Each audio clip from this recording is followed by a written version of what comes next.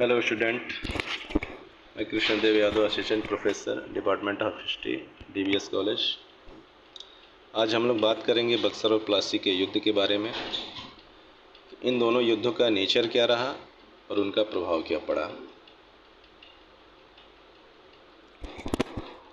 सबसे पहले हम देखते हैं कि प्लासी का युद्ध एक ऐसा युद्ध था जो वास्तव में युद्ध न होकर षड्यंत्र था। इस युद्ध में अंग्रेज़ों ने जो है सिराजुद्दौला के कर्मचारियों और बंगाल के व्यापारियों को अपने पक्ष में शामिल कर प्लासी के युद्ध को जीत लिया। वास्तव में प्लासी की लड़ाई अंग्रेज़ों के अस्त्र शस्त्र की निपुणता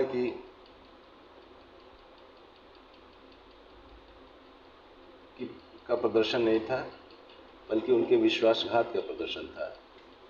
एक इतिहासकार के शब्दों में, यदि बंगाल में अंग्रेज़ों का अधिकार केवल इसी लड़ाई पर अवलंबित रहता तो उनकी बंगाल की विजय सही तौर पर किसी उचित युद्ध की अपेक्षा राजनीतिक षड्यंत्रों के कारण समझी जाती।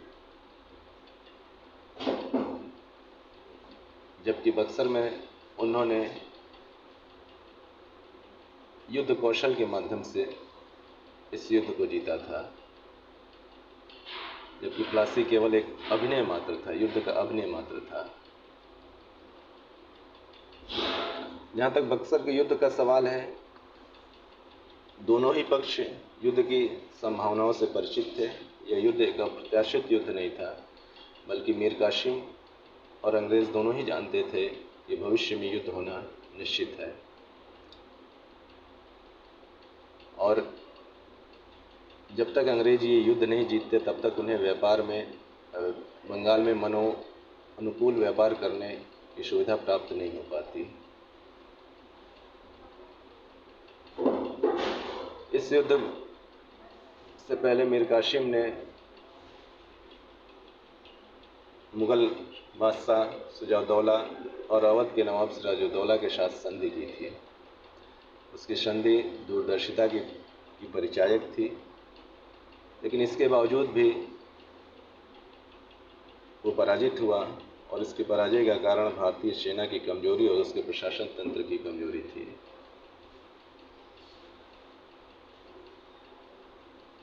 परिणाम की दृष्टि से भी देखें तो बक्सर का युद्ध प्लासी के युद्ध से अधिक निर्णायक था। राजनीतिक दृष्टि से प्लासी की लड़ाई ने केवल सत्ता का हस्तांतरण किया था, जबकि बक्सर की लड़ाई ने अधिकारों को जन्म दिया। प्लासी की लड़ाई ने जहां बंगाल की भूमि पर अंग्रेजों को खड़े होने की जगह दी, बक्सर के युद्ध ने उन्हें बंगाल का स्वामी बना दिया। प्लासी ने बंगाल में जिस अनुकूल नींव का निर्माण किया था, उनका पूरा उपयोग बक्सर के द्वारा उन्होंने उसका पूरा उपयोग किया। बंगाल में अंग्रेजों की स्थिति को और भी दृढ़ कर दिया।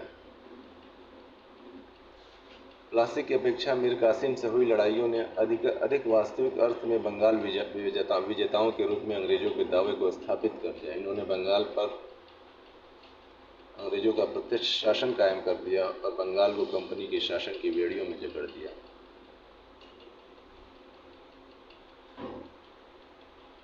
प्लासी का युद्ध केवल सिराजुद्दौला और अंग्रेजों के बीच था, जबकि बक्सर के युद्ध में मीर कासिम,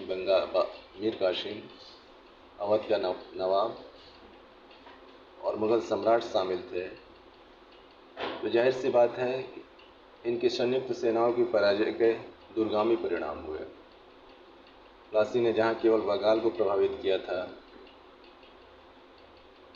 वहीं बक्सर की लड़ाई ने बंगाल, बिहार और उड़ीसा को तो प्रभावित किया ही, अवध के नवाब को भी प्रभावित किया और अंग्रेज़ों के लिए दिल्ली का मार्ग खोल दिया, क्योंकि मुगल बादशाह की पराजय के कारण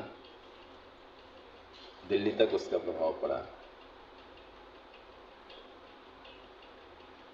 अंग्रेज़ों की इस सफलता से मुगल बादशाह उनके कैंप में आ गया और वजीर आतंकित हो गया। कंपनी की सेनाएं गंगा के उस पार बनारस तथा इलाहाबाद तक पहुंच गईं और बंगाल के उत्तर पश्चिम के राज्यों के संबंध में एक नया परिवर्तित तथा अधिकारपूर्ण स्थान प्राप्त कर लिया।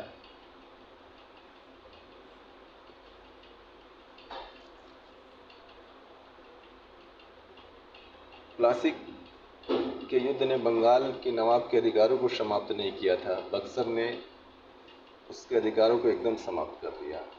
क्योंकि मीर कासिम ने अपनी स्वतंत्रता को प्रदर्शित करने का प्रयास किया और अंग्रेज़ नहीं चाहते थे पुनः भविष्य में कोई दूसरा नवाब इस प्रकार अपनी स्वतंत्रता को दिखाना चाहे। मुगल सम्राट अब अधिकाधिक अंग्रेजों की सहायता पर निर्भर हो गया।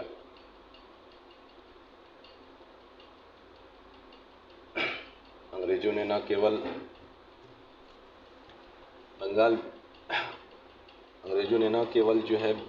मुगल सम्राट से बंगाल, बिहार और उड़ीसा की दीवानी प्राप्त कर ली, बल्कि अब वो स्वयं भी जो है अंग्रेजों के प्रभाव में आ गया।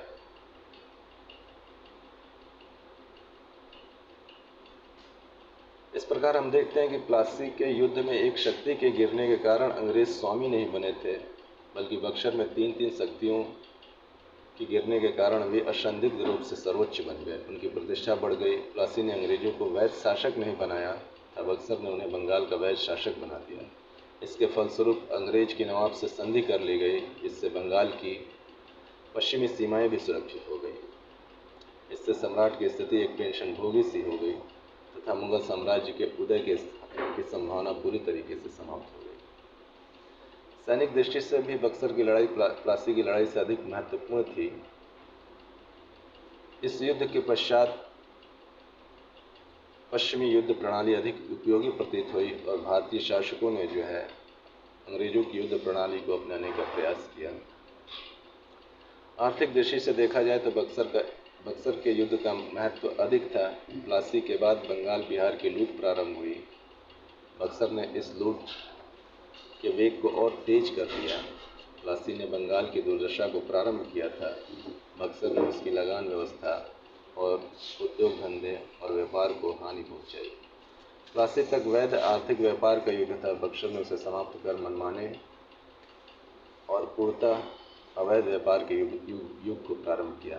प्लासी ने कंपनी की बंगाल, बिहार और उड़ीसा की दीवानी तो नहीं दी, लेकिन बक्सर के द्वारा ये इसे प्राप्त करने में समर्थ हो गए।